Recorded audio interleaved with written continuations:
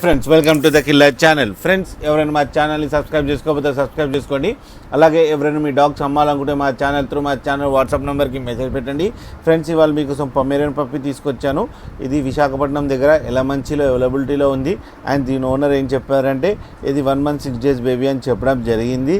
And ఇది male పప్. And male పప్కేమో 3000 rupees demand చేస్తున్నారు. అండ్ రేట్లో నెగోషియబుల్ లేదని చెప్పడం జరిగింది ఫ్రెండ్స్. అండ్ ట్రాన్స్పోర్టేషన్ అయితే ఒక 10 kilometers దాకా అయితే ప్రొవైడ్ చేయగలమని చెప్పారు.